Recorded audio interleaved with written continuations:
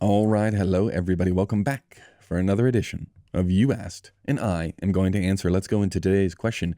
It comes from Connor Child, 6851.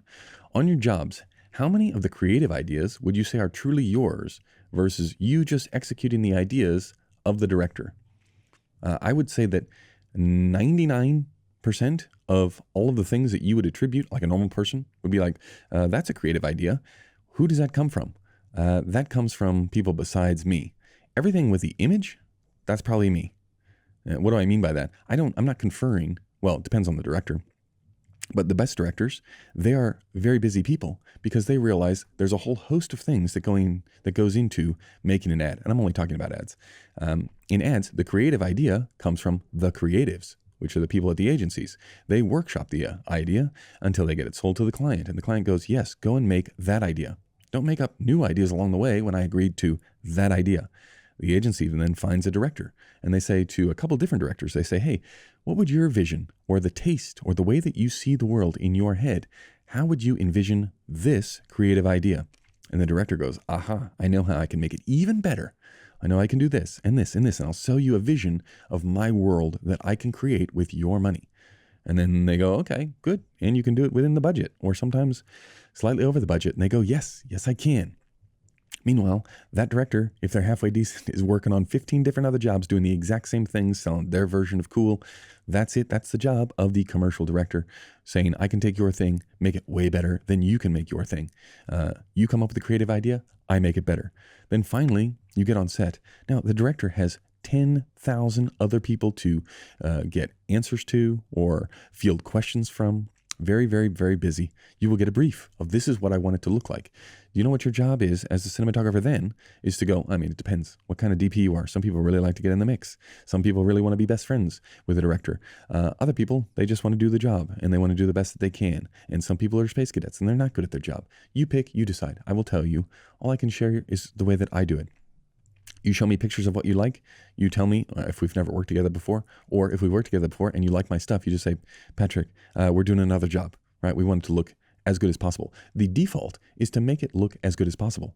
Like whatever that means, that's my job is to figure out what that means. As good as possible as what? Like, what are we doing? That's my job. If I have any questions, I will come to you and I will ask. If I think I am straying away from something that you would like, I will definitely run it by you because you are the person who's ultimately in charge and responsible for how the whole thing turns out, right? The last thing that you would want to do as me, right? I'm trying to make the thing as good as I think it can be. The last thing I would want to do is go down a path where I would have to suck up resources, as in lighting and coming up with plans and equipment and all this stuff. If ultimately you were going to land on the day and the very first setup of the spot, the director's like, what is this? Like, I don't like this at all. You'd be like, especially if I could have got that out of the way very early on. Now, when you actually land, after you've already had those conversations and after you've already been on the same page, when you get there on the day, the majority of the directors, like some will like to pick lenses and some will like to pick sizes. A lot of the times in the commercial space, you get there by being a very good salesperson, right? They have sold their way onto this job and the vision that it can create. They have other things to be doing. So they will leave the vision. Plus, we've got storyboards. Like you're looking at a storyboard of a still on Artemis that we've already taken. So the time to get your ideas in for framing wise, and then for lighting, because you light to the frame or you frame to the light, depending on what you're doing, that's very early on in the piece. That's the time that you can probably have the most change or the most input for creative ideas around lighting and framing. Because if you settle on a way, I don't know, or you don't settle on storyboards before you get there, and you're just like, oh, we'll figure it out when we get there on the day, it makes it much more difficult to then light. So I would say if you're going to try, get them in very, very early. But once you're there, all of which is I would consider, the 99% of what you're doing on set on the day is inputting only your creativity all of the time, as much as you can possibly get. And you're trying to set up the dominoes of lighting and grip and camera. You're trying to set all those things up so you get the maximum time to try and inject your ideas, or the maximum number of iterations that you can have before you have to shoot. So anything with the image of panning left or booming up or booming down or camera up or camera down, like looking for optionality so that you can have creative ideas. Now, you're not going to go like way off script all of the time. Sometimes, maybe. But the vast majority of the things that I think that you would attribute to creative are done well in advance and by other people. What I'm doing is that last little bit of honing to make the thing less horrendous and less offensive. And I don't check with anybody, like a lot of the times, never check with anybody about the lighting. Like the directors will say, oh, I like it.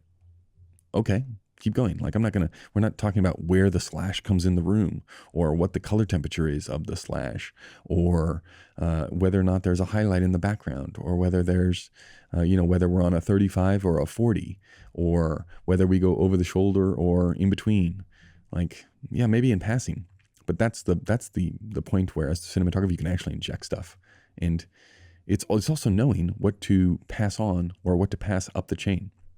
It's like you want to filter all of the problems that you can solve. You want to filter those for the director. Just imagine the flip side of this, like people coming to you, lighting, grip, camera, with problems that they could figure out and sort themselves that don't ultimately affect what you are trying to maximize. I'm trying to maximize the simulation that I have created in my head. I want to get that on the day. That requires me stacking up all of the pieces to get them to move exactly the right time. Like I'm not concerned about, I don't know, what the scene number is or the mag number on the side of the camera or, I don't know, some other nonsense like what kind of light do we want in the background? I don't know, the light that makes the thing like I asked for. That's the one I want. If I need to think of that, you're out of a job, lighting person. What do you mean? Like you should throw me solutions and don't even tell me that you're throwing the solution. Just make it so.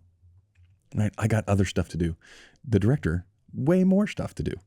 So if you want to be valuable, smush in as many creative ideas as you can that ultimately contribute, but don't tell anybody.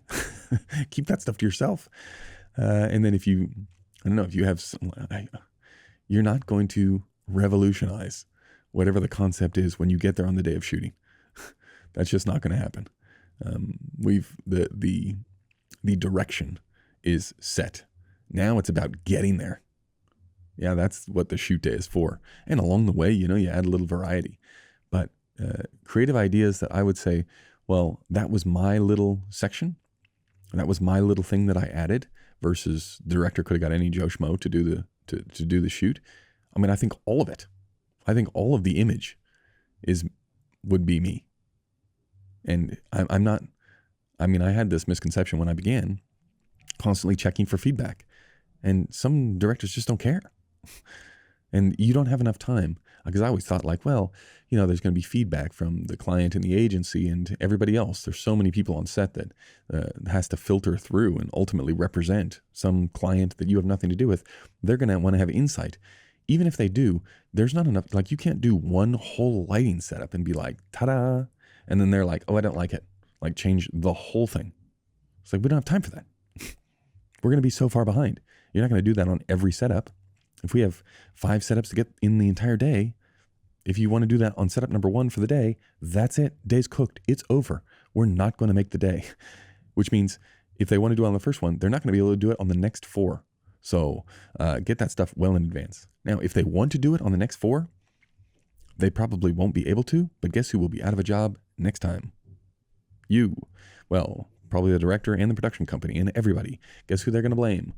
Probably you, if you didn't okay it with the director and the director didn't okay it with the producer to pass it by the client and the agency. It's like there's so many different ways that people you want to remove the responsibility of the whole thing being completely horrendous from your plate. And everyone is trying to do that because you want to make something good. Everybody wants to make something good. There's no real benefit to making something that's complete crap. So we're ticking those boxes off well in advance. It's very rare that you just stumble in and be like, finally, after being on the job and knowing about it for 3 weeks and looking at the director's treatment who's studied the thing for 2 weeks and got their AI and director's assistant to reference search and do all of a sudden on the day, you're going to be like, wait a second. Did you ever think of this? And everyone be like, just imagine. This is like one of those fantasies you have in your head of like the crew just standing around the monitors going like, how did he do it? Who would have thought that you could shoot it over the shoulder? Yeah. I mean, it's just not that creative. in the end, once you get down to the nitty gritty doing the toothpaste ad, it can be at times formulaic. Can you have fun solving the problems and adding your own little spice, which is your own little creativity in there? Can you smush in a little bit of that to make it interesting? I don't know. That's just me. Other people might have completely different opinions. That's probably why they work a lot more than me, or less. Okay, that's going to do it for this one. Many thanks. We'll see you in the next one. Goodbye.